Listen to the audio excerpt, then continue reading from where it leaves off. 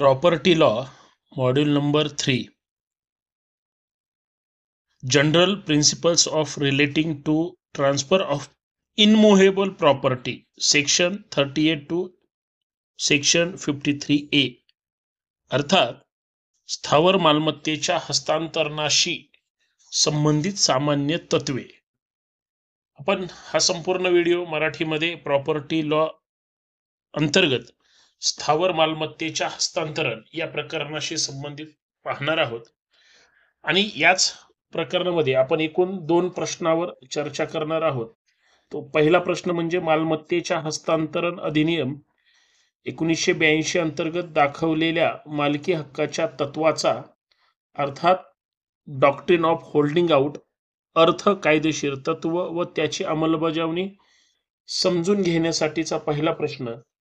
आणि यातीलच दुसरा महत्वाचा प्रश्न आहे तो म्हणजे एस्टोपेलद्वारे अनुदान म्हणजे काय. कलम 43 मालमत्ता हस्तांतरण अधिनियम 1882 अंतर्गत या तत्वांची अंमलबजावणी होण्यासाठी कोणत्या अटी आवश्यक असतात. हे 2 प्रश्न या व्हिडिओच्या माध्यमातून आपण पाहणार आहोत. विनंती एवढीच आहे की हा व्हिडिओ शेवटपर्यंत पहा. आपण नवीन असाल तर हे चॅनल सबस्क्राइब करा आणि सगळ्यात महत्त्वाचं कमेंट करायला विसरू नका. बेल आयकॉन प्रेस करा, नोटिफिकेशन ऑल ठेवा. स्थावर मालमत्तेच्या हस्तांतरणासंबंधी सामान्य तत्व काय आहेत, कायद्यामध्ये याच्या कशा पद्धतीनं उल्लेख केलेला आहे. मालमत्तेच्या हस्तांतरण अधिनियम 1882 अंतर्गत दाखवलेल्या मालकी हक्काच्या तत्वाचा अर्थ कायदेशीर तत्व व त्याची अंमलबजावणी समजून सांगण्याचा किंवा आपल्या अभ्यासासाठी फार महत्त्वाचा मुद्दा हा आहे. उत्तराची सुरुवात करत असताना प्रस्तावनेपासून करूया. दाखवलेला मालक हे तत्व म्हणजे असा व्यक्ती जो प्रत्यक्ष मालक नसूनही प्रत्यक्ष मालकाच्या संमतीने मालकासारखा वागतो आणि त्यामुळे इतर लोकांना तो खरा मालक आहे असे वाटते. जर खरा मालक अशी स्थिती जाणून बुजून निर्माण करतो आणि तिसऱ्या पक्षाने निर्दोष खरेदीदाराने जो खरेदी करायला आलेला आहे तो त्या दाखवलेल्या मालकावर विश्वास ठेवून व्यवहार केला तर खऱ्या मालकास नंतर तो व्यवहार कायदेशीर ठरवता येत नाही. हे तत्व निर्दोष खरेदीदाराचे संरक्षण करते व न्याय सुनिश्चित करते. याच्याबद्दल उदाहरण पाहायचं झालं, अ हा एका जमिनीचा खरा मालक आहे पण तो ब ला ती जमीन स्वतःच्या मालकीसारखी वापरू देतो, कर भरू देतो आणि इतरांपुढे मालक म्हणून वागताना हरकत घेत नाही. ब ती जमीन क ला विकतो. क हा निर्दोष खरेदीदार आहे व त्याने योग्य किमतीत दिली आहे. अशा वेळी अ ला नंतर म क कडून ती जमीन परत घेता येत नाही, कारण अनेच ब ला दाखवलेला मालक बनवलेले असते.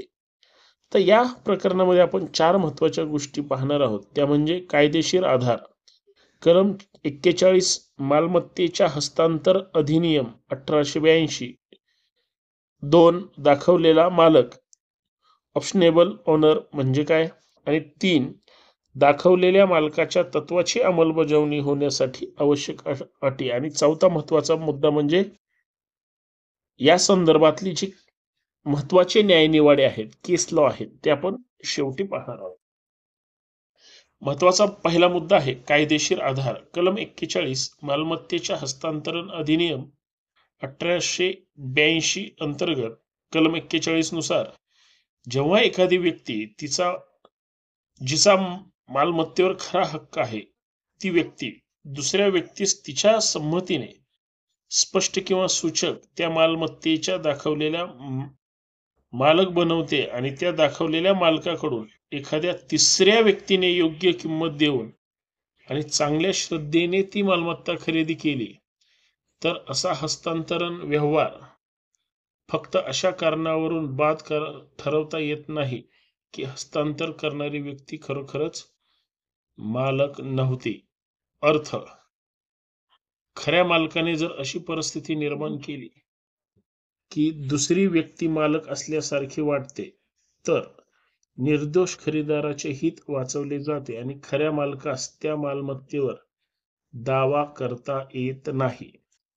दुसरा मुद्दा आहे दाखवलेला मालक. ऑब्स्टेनेबल ओनर म्हणजे काय? दाखवलेला मालक म्हणजे जो प्रत्यक्ष मालक नसूनही त्याच्यासारखा वागत असतो आणि लोकांना वाटते की तोच खरा मालक आहे.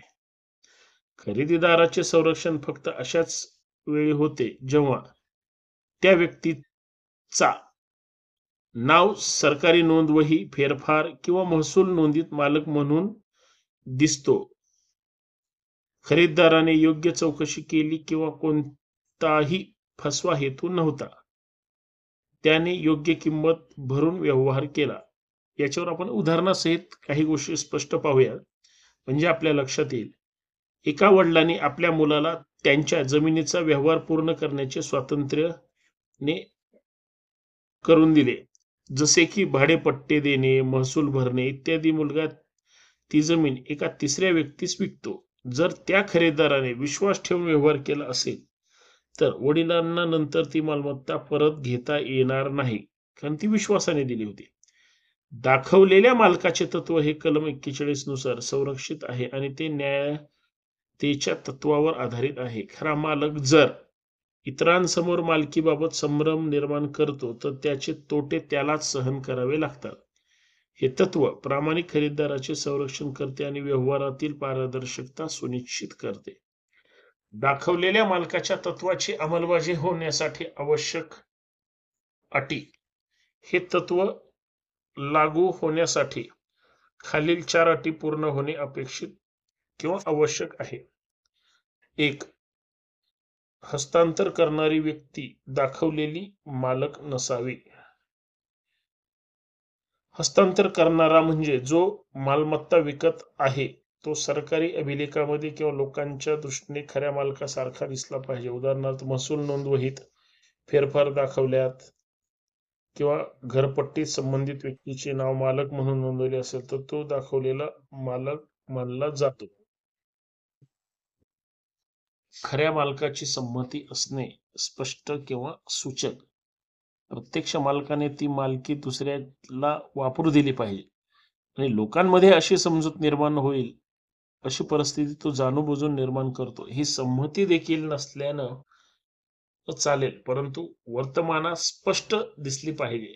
तर त्याचं जे वर्तन आहे त्याच्या त्या वर्तनातून ती स्पष्ट दिसली पाहिजे. सूचक संमती.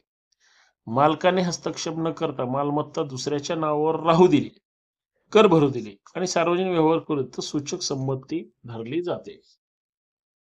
तिसरा मुद्दा, खरेदीदाराने प्रामाणिकपणे चांगल्या श्रद्धेने व्यवहार केलेला असावा. खरेदीदाराला कोणत्याही फसवणुकीचा संशय नसावा. त्याने व्यवहार करताना प्रामाणिकपणा दाखवलेला असावा आणि मालमत्तेसाठी योग्य किंमत दिली पाहिजे. अर्थ, खरेदीदाराची नियत निर्दोष असणे आवश्यक आहे. त्याला इतर कोणत्याही संशयास्पद बाबी दिसल्या आणि तरीही त्याने व्यवहार केला तर हे तत्व लागू होणार नाही. खरेदीदाराने व्यवहार करताना पुरेशी काळजी घेतलेली असावी. खरेदीदाराने तपासणी केली पाहिजे की विकणाऱ्या व्यक्तीकडे त्या मालमत्तेचं हस्तांतरण करण्याचा अधिकार आहे की नाही. महसुली दाखले, 7/12 उतारे, फेरफार नोंदी, प्रॉपर्टी कार्ड यांची योग्य चौकशी करणे अपेक्षित आहे. जर खरेदीदार पुरेशी खरेदी न घेता व्यवहार करतो तर त्याला कलम 41 चे संरक्षण मिळणार नाही. तत्वाचे परिणाम किंवा परिणामकारकता. जर वरील सर्व अटी पूर्ण झाल्या तर खालील परिणाम होतात. खरा मालक त्याचा हक्क गमावतो कारण त्यानेच दुसऱ्याला दाखवलेला मालक बनवले. खरेदीदार कायदेशीर मालक ठरतो, त्याला मालमत्तेचा पूर्ण व वैध हक्क प्राप्त होतो. दाखवलेल्या मालकास संरक्षण मिळत नाही. जर त्याने फसवणूक केली असेल तर कायदा त्याचे संरक्षण करत नाही. उदाहरण, कायदा लागू न होणे प्रकरण. प्रसंग, एका तहसीलदाराने, जो सरकारी अधिकारी आहे, शासकीय नियमांचे उल्लंघन करून त्याच्या अल्पवयीन मुलाच्या नावावर जमिनी नोंदवून ठेवली. नंतर त्या मुलाने ती जमीन विकली व गहाण ठेवली. निकाल काय? तर निकाल असा आहे, खरीददाराने मालकीच्या कागदपत्रांची नीट चौकशी केली नाही, त्याने विक्रेत्यांच्या वयाची खातरजमा केली नाही आणि ज्या आधारावर ती मालकी करण्यात आली हे तपासले नाही, म्हणून त्यांनी कलम 41 अंतर्गत संरक्षण मिळाले नाही. शिकवण काय याच्यातून? हे उदाहरण दाखवते की फक्त नावे सरकारी कागदपत्र असल्याने कोणतीही दाखवलेला मालक ठरत नाही. खरीददाराने पूर्ण तपासणी केली पाहिजे, त्याचे संरक्षण गमावले जाते. दाखवलेला मालक हे तत्व न्याय निष्कलंक खरीदाराचे रक्षण करण्यासाठी, मात्र हे तत्व स्वयंचलितपणे लागू होत नाही. खऱ्या मालकाची संमती खरीदाराची हे तो पुरेशी चौकशी असे हे तत्व लागू होत नाही. त्यामुळे व्यवहार करताना योग्य सावधगिरी बाळगली आवश्यक आहे. पुराव्याचा भार, बर्डन ऑफ प्रूफ. दाखवलेल्या मालकाच्या तत्वाच्या अंमलबजावणीसाठी पुराव्या भार परिस्थितीवर अवलंबून असतो. न्यायालय खालील प्रकारे जबाबदारी ठरवते. 1. खरीददारावर प्रथम जबाबदारी. खरीददाराने सिद्ध करावे लागते की त्याने चांगल्या श्रद्धेने, प्रामाणिक हेतूने व्यवहार केला, त्याने योग्य किंमत दिली, त्याने व्यवहार करण्यापूर्वी योग्य चौकशी केली. 2. खरा मालक पुढे विरोध करत असेल तर त्याची जबाबदारी. जर खरीददार वरील गोष्टी सिद्ध करतो तर खऱ्या मालकावर जबाबदारी येते की खरेदीदाराला विक्रेत्याविषयी संशय वाटायला हवा होता, विक्रेत्याकडे मालकी नसल्याची जाणीव असण्याची शक्यता होती. 3. न्यायालय काय विचारात घेते? महसूल नोंदी, सातबारा उतारे, कर पावत्या, दाखवलेल्या मालकाचे सार्वजनिक वर्तन, गावातील सामान्य माहिती, विशेषतः लहान गावांमध्ये खरेदीदाराची काळजी व चौकशी झाली आहे काय, हे सर्व तपासले जाते. या प्रसंगी महत्वाचे न्यायनिवाडे काय आहेत हे आपण या पुढील प्रकरणामध्ये पाहूया. महत्वाचे न्यायनिवाडे अर्थात लीडिंग केस लॉज. क्रिस्टल डेव्हलपर विरुद्ध आशालता घोष 2004 सर्वोच्च न्यायालयाने ठरवले, जर एखादा खरेदीदार विक्रेत्यास खरा मालक म्हणून मालमत्ता विकत घेतो आणि विक्रेता त्या ठेवलेला मालक आहे, तर खऱ्या मालकाला तो व्यवहार नंतर बाद करता येत नाही. न्यायालयाचे तत्व, वास्तविक मालकाने निर्माण केलेल्या भ्रमामुळे तिसऱ्या पक्षाला फटका बसता कामा नये. बेली विरुद्ध बार्न्स 1894 ब्रिटिश न्यायालयाचा निर्णय. खरेदीदारावर फार खोलवर मालकीची चौकशी करण्याची जबाबदारी नसते. जर त्याने सामान्य चौकशी केली आणि प्रामाणिकपणे व्यवहार केला तर त्याचे संरक्षण होते. न्यायालयाचे तत्व, सामान्य काळजी घेतल्यास खरेदीदाराला कलम 41 चे संरक्षण मिळू शकते. लहान गावातील जमीन विक्रीचा खटला प्रसंग. एखाद्या व्यक्तीने लहान गावात जमीन विकत घेतली, नंतर कळले की ती जमीन आधीच विकली गेली होती. गावातील सर्वांनाच याची माहिती होती. निकाल, न्यायालयाने ठरवले खरेदीदार निर्दोष नव्हता, कारण गावातील सर्वांना पूर्वीच्या व्यवहाराची माहिती, त्यामुळे खऱ्या मालकाने जमीन परत मिळवली. शिकवण, सार्वजनिक माहिती दुर्लक्ष करून व्यवहार केल्यास खरेदीदार निर्दोष मानले जात नाही. निष्कर्ष, दाखवलेला मालक हे तत्व न्याय, व्यवहार पारदर्शक, निर्दोष खरेदीदाराचे संरक्षण अत्यंत महत्वाचे आहे. त्यामुळे मालकाची निष्काळजीपणा आणि सार्वजनिक भ्रमामुळे इतरांचे नुकसान होणार नाही याची हमी मिळते. मुख्य मुद्दे. खरेदीदाराने चांगल्या श्रद्धेने व योग्य चौकशी करून व्यवहार करणे आवश्यक आहे. खरा मालक जर तिसऱ्या मालकासारखा वागणू लागला तर तो नंतर दावा करू शकत नाही. न्यायालय पुराव्यांची बारकाईने छाननी करते. हे तत्व व्यवहारातील सुरक्षिततेवर आणि स्थितीवर सुनिश्चित करते. कलम 41 हे खरेदीदाराने रक्षण करताना खऱ्या मालकाकडून आलेल्या भूलथापांचा विचार करते, परंतु हे संरक्षण केवळ प्रामाणिक व सावधगिरीने बाळगणाऱ्या किंवा वागणाऱ्या खरेदीदारालाच कळते. प्रामाणिक खातेदाराला नंतरच्या हस्तांतराचा परिणाम. कलम 43 मधील तरतुदी पूर्ण हस्तांतरणाची सूचना न देता मूल्यासाठी मालमत्ता खरेदी करणाऱ्या प्रामाणिक नंतरचे हस्तांतरण रक्षण करते. जसे हस्तांतरण झाले असेल तर कलम 43 अंतर्गत हस्तांतर करणारा नंतरच्या हस्तांतरणाकडून मालमत्तेचा दावा करू शकत नाही. आता याच्यातले जे अपवाद आहेत किंवा मर्यादा आहेत ते आपण समजून घेऊया.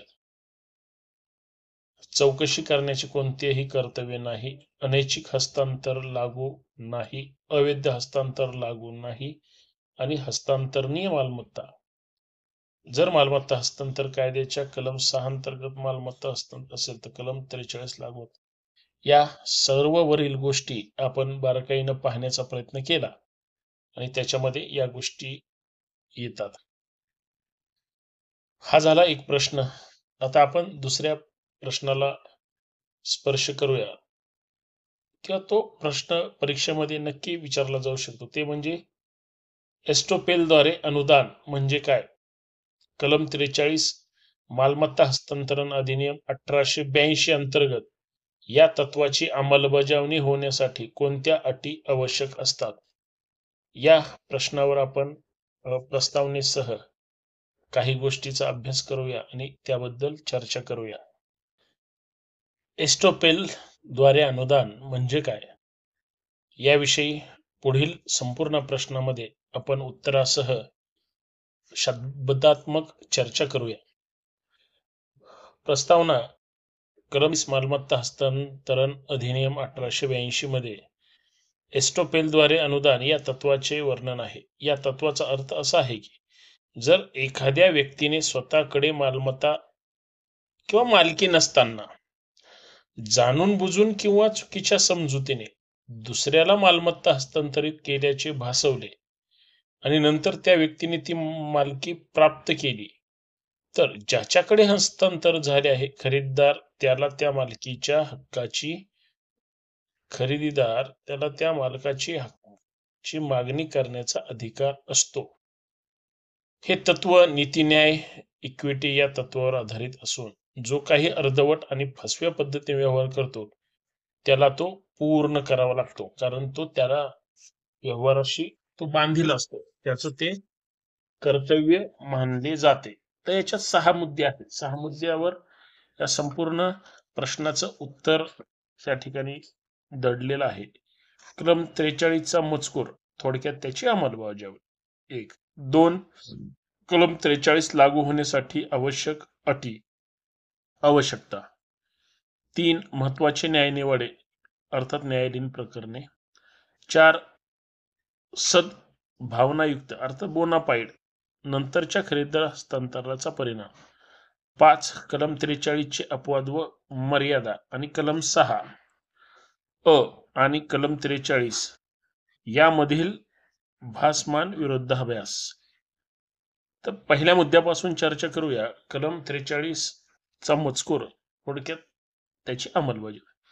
जर एखाद्या व्यक्तीने कोणत्याही मालकीचा हक्क नसताना अशी चुकीची माहिती दिली की ती मालमत्ता विकू शकतो आणि त्याने हस्तांतर सुद्धा केले तर जर त्याने नंतर ती मालकी कायदेशीररित्या मिळवली तर खरेदीदार त्याच्याकडून ती मालमत्ता मागू शकतो. उदाहरणार्थ अ कडे कोणत्याही जमिनीची मालकी नाही पण तो ब ला सांगतो की जमीन त्याची आहे आणि त्याच्याकडे विकण्याचा हक्क आहे. ब त्यावर विश्वास ठेवून ती जमीन खरेदी होते. काही वर्षांनी अ ला ती जमीन वारसा हक्काने मिळते.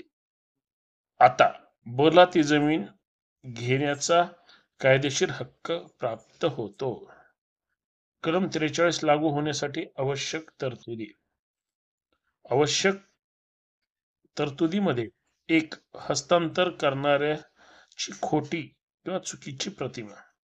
हस्तांतर करणाऱ्याने खोटी माहिती दिली पाहिजे की त्याच्याकडे मालकी अधिकार आहे. ही माहिती जाणीव बुजून फसवणूकपूर्वक अर्थात अज्ञानाने चुकीच्या समजुतीने दिलेली असू शकते. ती माहिती शब्दाने कागदपत्राद्वारे किंवा वर्तनाने दिली असू शकते. ही मालकी दाखवणे खरे नसले तरी खरे वाटावे असे असते. प्रत्यक्ष हस्तांतरण व मोबदला. खरेदीदाराने व्यवहार पूर्ण केला पाहिजे आणि त्यासाठी वास्तविक मोबदला दिला पाहिजे. फुकट देणगी अर्थात गिफ्ट असल्यास ते कलम लागू होत नाही. 3. खरेदीदाराने त्या खोट्या माहितीत विश्वास ठेवलेला असावा. खरेदीदाराने विश्वास ठेवून व्यवहार पूर्ण केला पाहिजे. जर त्याला खरी परिस्थिती माहिती होती, कलम 43 लागू होत नाही. हस्तांतर करणाऱ्याने नंतर ती मालकी प्राप्त झालेली असावी. हस्तांतर करणाऱ्याने व्यवहार नंतर ती मालकी वारसा, कायदा, वसियत आणि मार्गाने मिळवली पाहिजे. फक्त जेव्हा मालकी मिळते तेव्हा खरेदीदार त्यावर हक्क सांगू शकतो. महत्वाचे न्यायनिवाडे. हा तिसरा महत्वाचा मुद्दा. मुथैया चिट्टियार विरुद्ध दोरास्वामी 1927 ची केस आहे. जर एखाद्या अधिकृत प्राप्तकर्त्याने केल्यानंतर ती मालमत्ता त्याच्याकडे आली तर नंतर खरेदीचा हक्क सिद्ध होतो. सय्यद नुरुल हुसेन विरुद्ध शिवसयाय 1893. जर भागीदारी व्यवसायात एखाद्या भागीदाराने मालमत्ता विकली आणि नंतर तीच मालमत्ता त्याला व्यवहारात मिळाली तर खरेदीदारास त्या मालमत्तेवर हक्क असतो. एस्टोपेलद्वारे अनुदान हे तत्व न्याय, विश्वास व सद्भावनेवर आधारित आहे. जर एखाद्याने खोटी माहिती देऊन मालमत्ता हस्तांतरित केली आणि नंतर तीच मालमत्ता त्याच्याकडे आली तर खरेदीदाराची हित जपण्यासाठी कायदा हा त्याला मिळवून देतो. हस्तांतर करणाऱ्याची चुकीची माहिती, प्रत्यक्ष व्यवहार व मोबदला, खरेदीदाराचा विश्वास व कृती, हस्तांतरकर्त्याची नंतर झालेली मालकी प्राप्ती, हे सर्व घटक एकत्र असल्यास खरेदीदार हक्क प्राप्त होतो. हे क्रम मालकीच्या व्यवहारातील प्रामाणिक व कायदेशीर स्थिरता सुनिश्चित करते. सद्भावना युक्त नंतरच्या खरेदीदारास हस्तांतरणाचा परिणाम. चौथा मुद्दा आहे. कलम 43 मधील शर्ती विजा तरतुदीनुसार जर मूळ व्यवहारानंतर तीच मालमत्ता दुसऱ्या कोणाला तरी सद्भावनेने, बोनाफाईड किंवा मोबदल्यात दिली गेली आणि तिला मूळ हस्तांतरणाबाबत काही माहिती नव्हती, तर मूळ हस्तांतरित व्यक्तीला त्या मालमत्तेवर हक्क सांगता येत नाही. ज्याने प्रथम खोटी माहिती देऊन मालमत्ता विकली त्याने नंतर मालकी मिळाल्यानंतरही जर ती मालमत्ता पुढे निरपराध प्रामाणिक खरेदीदाराकडे गेली असेल तर पूर्वीच्या खरेदीदाराला या मालमत्तेचा दावा करता येणार नाही. पाचवा, कलम 43 चे अपवाद आणि मर्यादा, अर्थात एक्सपेन्शन अँड लिमिटेशन. याच्यात एक 4 मुद्दे आहेत, त्याच्यावर आपण बारकाईने चर्चा करूया. ती म्हणजे तपासणीचे कर्तव्य नाही. कलम 43 नुसार खरेदीदाराने हस्तांतरणकर्त्याच्या मालकीची तपासणी करणे आवश्यक नसते. जर तो त्याच्या चुकीच्या प्रतिमेवर विश्वास ठेवून व्यवहार करतो तर ते पुरेसे आहे. 2. सक्तीने झालेले हस्तांतर लागू होत नाही. पूर्णपणे अमान्य व्यवहार, स्थानांतर न करता येणारी मालमत्ता, या 3 ते 4 मुद्द्यांवर या कलमामध्ये अपवाद आहे. कलम 6A आणि कलम 43 मधील भासमान विरोधाभास. कलम 6A, वारसाचा केवळ शक्यतो हक्क, म्हणजे ज्या व्यक्तीने मालमत्ता वारसा हक्काने मिळावी अशी अपेक्षा आहे पण अजून ती मिळालेली नाही अशा मालमत्तेचा व्यवहार वैध नाही. कलम 43, कुठल्याही व्यक्तीने खोटी प्रतिमा निर्माण करून मालमत्ता विकल्यास नंतर त्याने ती मालमत्ता प्राप्त केल्यास मूळ खरेदीदारावर त्याचा हक्क सांगू शकतो. हा एस्टोपेलचा सिद्धांत आहे. परत एकदा ऐका. कुठल्याही व्यक्तीने खोटी प्रतिमा निर्माण करून मालमत्ता विकल्यास आणि नंतर त्याने ती मालकी मूळ खरेदीदार त्याचा हक्क सांगू शकतो. न्यायालयीन दृष्टिकोन काय म्हणतो? जुम्मा मशीद दी कोडी महिंद्री AIR 1962 SC सर्वोच्च न्यायालयाने ठरवले की जर एखादी व्यक्ती वारसापेक्षेवर आधारित मालमत्ता विकते आणि खरेदीदारास हे ठाऊक आहे तर तो व्यवहार वैध नाही. कलम 6A लागू. पण जर विकणाऱ्या व्यक्तीने खरी माहिती लपवून ती दुसऱ्याचे असल्याचे दाखवले आणि खरेदीदारास त्या चुकीच्या माहितीत विश्वास ठेवून व्यवहार करतो तर कलम 43 नुसार ते लागू होते व नंतर मालकी प्राप्त झाल्यास कायदेशीर हक्क सांगू शकतो. कारण या ठिकाणी कायदेशीर हक्क सांगितला जातो. शेवटी सारांश असा आहे, खरीददारास जर मालकीबाबतचा अडथळा माहीत नव्हता आणि त्याला फसवण्यात आले तर कलम 43 लागू होते. पण जर खरीददार सर्व माहिती होती तर कलम 6 अप्रभावी होतं. याचा निष्कर्ष असा आहे साध्या भाषेत की कलम 43 हे नीती व विश्वासावर आधारित असून चुकीची प्रतिमा देणाऱ्या व्यक्तीस नंतर मालकी प्राप्त झाल्यानंतर तो व्यवहार पूर्ण करण्यास भाग पाडले जाते. नंतरचा बोनाफाईड खरीददार व मोबदलादार व अज्ञानात मालमत्ता घेत असेल त्याचे रक्षण होते. अमान्य, सक्तीचे किंवा हस्तांतर न होणाऱ्या मालमत्तेवर कलम 43 लागू होत नाही. कलम 6 आणि कलम 43 यामध्ये न्यायालयाने समतोल राखून समज दिली आहे. न्यायालय व्यवहारातील न्याय हा स्टॉप